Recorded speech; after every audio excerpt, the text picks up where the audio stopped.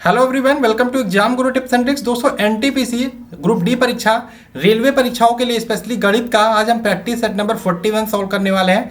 जैसा कि आपको पता है, हर वीडियो में हम 10 अलग अलग टाइप के प्रश्नों को लाते हैं। आज के भी 10 के सारे प्रश्न बहुत इंपॉर्टेंट है। ठीक है, तो शुरू से अंत तक देखना है, स्किप मत करने ना। साथ में आप लोगों का रिस्पॉन्स बहुत अच्छा मिला जनरल साइंस के पीडीएफ को लेके। जितने लोगों ने भी बाइव किया उतने लोगों ने मुझे रिप्लाई भी दिया व्हाट्सएप पे कि पीडीएफ बहुत अच्छा है, अब तैयारी अच्छी हो जाएगी। मैं फिर से बोलना चाहता हूँ, जिनका साइंस पोर्शन वीक है, 25 क्वेश्चन आते हैं आपके जनरल साइंस के ग्रुप डी के एग्जाम में।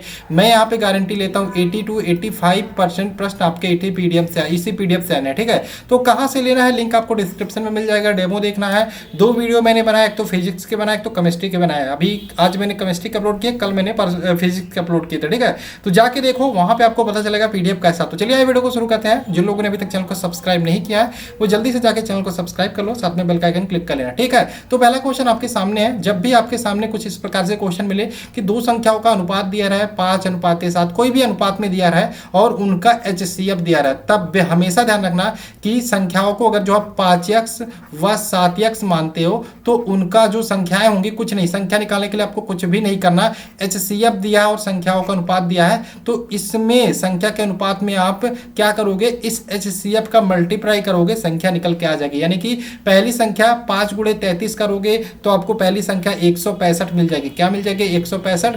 दूसरी संख्या 7 × 33 करोगे तो आपका 231 मिल जाएगी। ठीक, अब आपको पता चल गया पहली संख्या 165 है, दूसरी संख्या 231 है। 231 है ये। ठीक, अब यहाँ पे इनका एलसीएम निकालना है, तो निकाल लो 165 और 231 का एलसीएम। 165 231 का एलसीएम। अब आपको साफ साफ दिखा रहे हैं संख्याएं 2 से तो कटेंगी नहीं, अब 3 से कटेंगी कि नहीं, इसको देख लो। डिविजिबिलिटी रूल 3 का पता होना चाहिए कि संख्याओं का योग अगर जो 3 से कट रहा है तो पूरी संख्या 3 से कटेंगी। तो 3 2 5 1 6, यानी कि 6 3 से कटा, यानी कि 231 3 से डिविजिबल है। 6 5 11 12, यानी कि 12 भी 3 से डिविजिबल, यानी कि संख्या 3 से कटेंगी। तो 165 को काट लो, यहाँ पे 3 से आप एलसीएम निकालोगे। ठीक है, तो यहाँ पे 3 5 15, ये 5 होगा, और यहाँ पे 3 5 15, यानी कि ये 55 आ जाएगा, और 231 का कितना आ जाएगा, ये 77 आ जाएगा। अब देखो दोनों संख्या किससे कट रही है, 11 से कट रही है। 11 से काट दो, यानी कि ये 5 बार में जाएगा, इस 7 बार में, यानी कि आपको 165 231 का एलसीएम निकालोगे तो 3 ×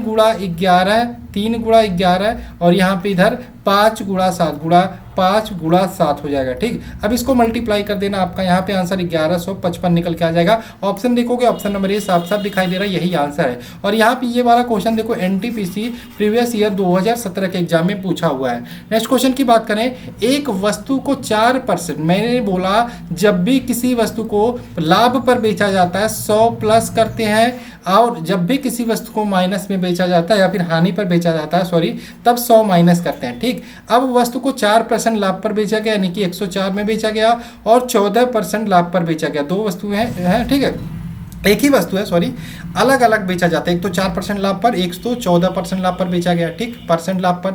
अब दिया है इनको 104 पर, मतलब 4% लाभ पर और 14% लाभ पर बेचने पर इनका जो मूल्यों का अनुपात है 3 है। तब 104 114 का अंतर कितना हो गया? 10, और ये 10 दिया आपका 3 के बराबर, तो 10 दिया है 3 के बराबर, तो आप सीपी निकाल लोगे। सीपी कितना निकल जाएगा? 3/10 होगा, गुणा 100 करोगे, यानी कि यहाँ पे ये 0 से ये 0, यानी कि सीपी आपका 30 निकल के आ गया। ठीक, अब आपको पूछा दोनों के विक्रय मूल्यों का अनुपात।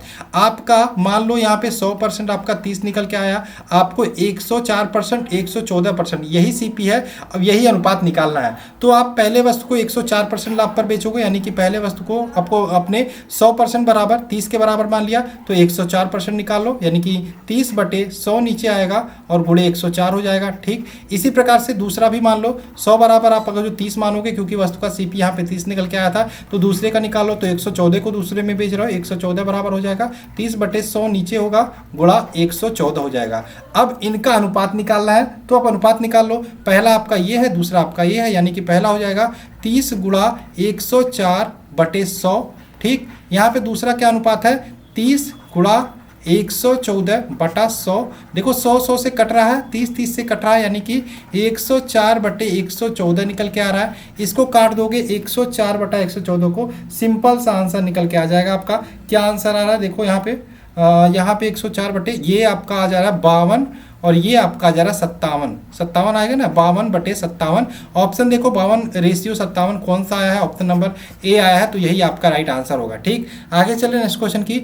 एक वर्ग के विकर्ण की लंबाई 10 सेंटीमीटर है, तो वर्ग की भुजा क्या होगी। वर्ग का विकर्ण आपको पता होना चाहिए। वर्ग के विकर्ण का फॉर्मूला होता है √2 गुणे आपकी भुजा होता है। ठीक है, √2 गुणे भुजा आपका दिया है 10 सेंटीमीटर। 10 सेंटीमीटर, सेंटीमीटर में भी आंसर निकालना, हमको कोई चेंज नहीं करना है। तो यहाँ पे भुजा निकल के आ जाएगी। भुजा क्या हो जाएगी, 10/√2। √2 इधर आएगा सेंटीमीटर। अब 10/√2 तो ऑप्शन में है नहीं, 10/√2 कहीं नहीं है। तो एक काम करो, √2 का ऊपर नीचे गुणा कर दो, कोई दिक्कत नहीं, परिमेयीकरण आपने पढ़ा होगा। तो यहाँ पे हो जाएगा 10√2 और यहाँ पे √2 का गुणा करोगे, √2 गुणे √2 आपका 2 निकल के आ जाएगा। 2 से काटोगे 10 को, यानी कि 5√2 आ जाएगा। अब 5√2 भी आंसर में नहीं मिल रहा है, तो एक काम करो, इस 5 को अंदर ले जाओगे। देखो यहाँ पे आपको ध्यान रखना, 5 गुणे 5 है। अगर जो 5 गुणे 5 हो तो आप इसको 5 लिख सकते हो, लेकिन अगर जो 5 है इसको रूट में लिखने के लिए 5 गुणे 5 करना पड़ेगा। यानी कि 5 को जब रूट के अंदर ले जाओगे तो यहाँ पे क्या हो जाएगा, 2 पहले से है, 5 गुणे 5, यहाँ पे 5 5 25 दूना 50, √50 निकल के आएगा।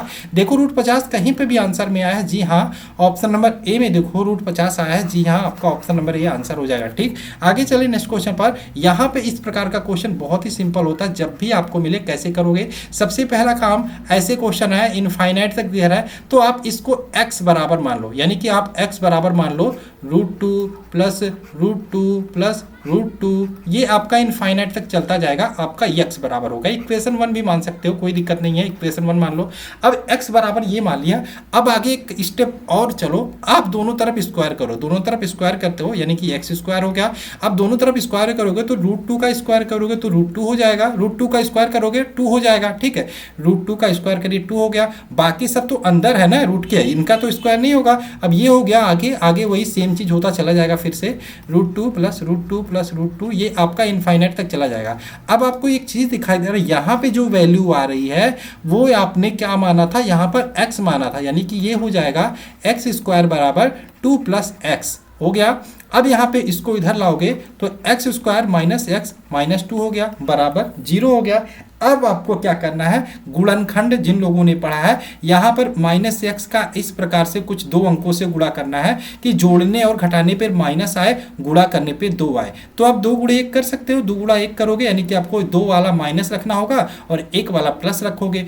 तो 2 -2 और +1 को ऐड करोगे तो -2 आ जाएगा, गुणा करोगे 2 आएगा। तो यहाँ पे इसके 2 फैक्टर बनेंगे, एक तो x - 2, मैं डायरेक्ट कर रहा हूँ, ठीक है, एक आपका x + 1 बनेगा। मुझे पता है क्योंकि आपको ये सारी चीज़ें करने आती होंगी, क्योंकि कमेंट्स भी आप लोग करते हो, सिंपल क्वेश्चन है, थोड़ा टफ कराइए। तो ठीक है, टफ कराइए, आप लोग कमेंट करते रहा करो कितने क्वेश्चन आपको आते हैं हर सेट में। ठीक है, अब यहाँ के x से 2 वैल्यू है, एक तो 2 आ गई, एक तो -1 आ गई, लेकिन आपको -1 ऑप्शन में नहीं मिलेगा, 2 मिल जाएगा, यानी कि ऑप्शन नंबर डी यहाँ पे इसका राइट आंसर होगा।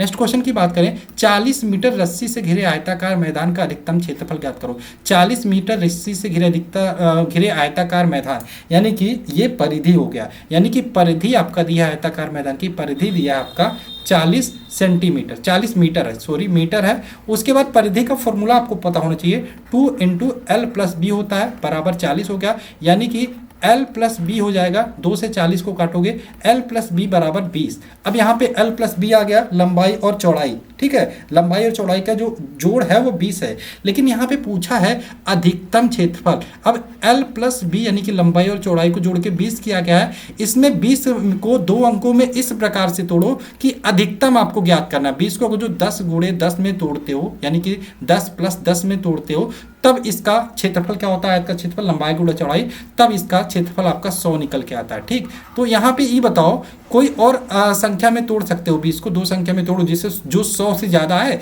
आप 9 और 11 में तोड़ोगे तो भी तो 99 आ रहा है, नहीं, आप नहीं तोड़ सकते, यानी कि इसका 100 सही आंसर हो जाएगा। ठीक है, 10 + 10 में तोड़ोगे तो आप क्षेत्रफल निकालोगे, 10 × 10 यानी कि लंबाई गुणा चौड़ाई, तो आपका 100 मीटर स्क्वायर हो जाएगा, यानी कि ऑप्शन नंबर डी ये राइट आंसर होगा। ठीक, नेक्स्ट क्वेश्चन की बात करें, सिंप्लीफिकेशन करना है। क्वेश्चन बहुत ही सिंपल है, 10x बराबर 25 स्क्वायर माइनस 15 स्क्वायर, 10x रहने दो, 25 स्क्वायर 625 हो जाएगा, प्लस 15 का स्क्वायर करोगे 225 हो जाएगा, यानी कि 10x बराबर 625 माइनस, सॉरी ये माइनस है, 225 आपका 400 हो जाएगा। ये 10 से 10 काटो यानी कि x की वैल्यू 40 आ गई, यानी कि 40 इसका राइट आंसर हो जाएगा। ठीक, आगे चलिए नेक्स्ट क्वेश्चन पर। आज के सारे क्वेश्चन आपके प्रीवियसली कहीं ना कहीं एग्जाम में आए हुए हैं और आज के सारे क्वेश्चन अच्छे भी हैं। ठीक, अब ये वाला क्वेश्चन देखो, अब ये वाला क्वेश्चन आप देखोगे एग्जाम में तो कहोगे सर इसको सॉल्व कैसे करें, ये बहुत लंबा लगेगा, हम टाइम 1 मिनट 2 मिनट लग जाएगा, लेकिन आपको 5 से 10 सेकंड लगने वाले। ठीक है,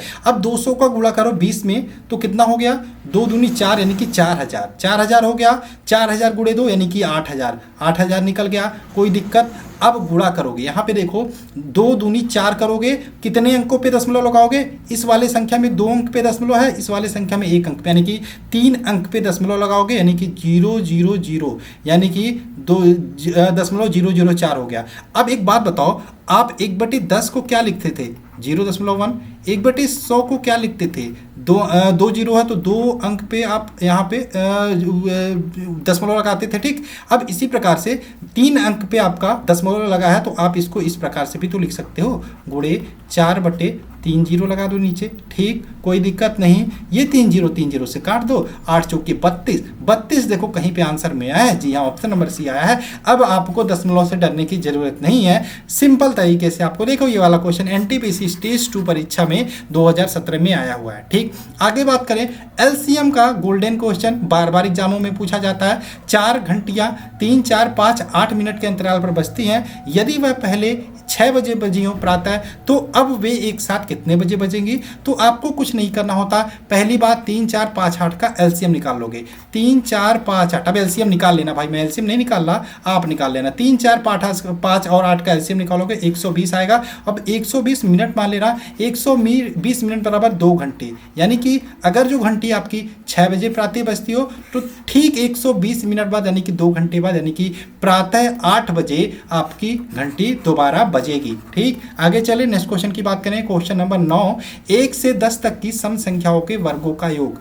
ठीक है, वर्गों का योग 1 से 10 सारी संख्या 1 से 1, 2, 3, 4, 5, 6, यानी कि इस प्रकार से होगी 1 square plus 2 square plus 3 square plus 4 square, कुछ इस प्रकार से संख्या होंगी प्लस 10 स्क्वायर, यानी कि देख रहे हो प्रथम आपकी जो है सारे संख्याएं प्राकृतिक हैं, यानी कि आप कह सकते हो एक फॉर्मूला होता है n प्राकृतिक संख्या के वर्गों का योग, ये फॉर्मूला आपको पता होना चाहिए। इसका फॉर्मूला होता है n/2 आपका होता है और n+1 और 2n+1, सॉरी ये n प्राकृतिक संख्या के वर्गों का योग है, n/6 होता है, n/6 होता है। ठीक है, इसको घबराना मत, मैं जल्दीबाजी में हूँ थोड़ा तो इसलिए थोड़ा सा गलत हो रहा है, मैं इसको हटा ही देता हूँ, मेरे एरर का इरेज करता हूँ। ठीक है, वही तो मैं सोच रहा हूँ कहाँ मैं जा रहा हूँ। ठीक है, भावनाओं में बह जाना थोड़ा मैथ है, जब भी लगाइए थोड़ा ध्यान से लगाइए, मेरी तरह जल्दीबाजी में रहेंगे तो गलत करेंगे। ठीक है, तो ये n प्राकृतिक संख्याओं के वर्गों का योग का फॉर्मूला होता है n/6,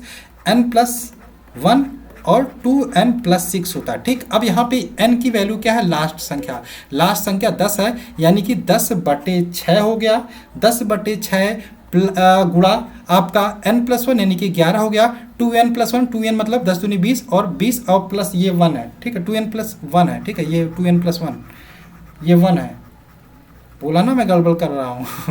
ठीक है, 2n यानी कि 10 दूनी 20 और 1 21, ये गुणे 21। ठीक, अब देखो 3 से काटोगे 6 को 2 बार में और 3 से काटोगे 21 को 7 बार में, उसके बाद 2 से काटोगे 10 को 5 बार में, यानी कि 5 गुणे 11 गुणे 7, इसको आप मल्टीप्लाई कर दोगे 385 आंसर निकल के आ जाएगा। कहीं पे देखो 385 दिखाई दे रहा है, जी हाँ ऑप्शन नंबर सी दिखाई दे रहा है, तो यही आपका राइट आंसर होगा। ये भी क्वेश्चन आपके प्रीवियसली एग्जाम में आया हुआ है। तो आज की वीडियो का लास्ट क्वेश्चन, एक बुलेट ट्रेन 240 किलोमीटर पर घंटे की गति से आ रही है और 5 घंटे में एक निश्चित दूरी तय करती है। तो पहली बात आप क्या निकाल लो, दूरी निकालो, डिस्टेंस बराबर चाल बराबर दूरी बटे समय, दूरी बराबर चाल गुणे समय, चाल कितना है 240, किलोमीटर में दोनों है, किलोमीटर में पर घंटे में है चाल, और यहाँ पे जो समय दिया वो भी घंटे में, भी कोई दिक्कत नहीं, आप दूरी निकाल लोगे 240 गुणे 5 और यहाँ पे दूरी निकल के आ जाएगी 1200 किलोमीटर। 1200 किलोमीटर दूरी निकल के आ गई। क्वेश्चन में आगे बोला है समान दूरी, यानी कि 1200 किलोमीटर दूरी 2 घंटे में तय करने के लिए इसकी गति क्या होनी चाहिए। गति यानी कि चाल बराबर दूरी बटे समय, दूरी कितना है 1200,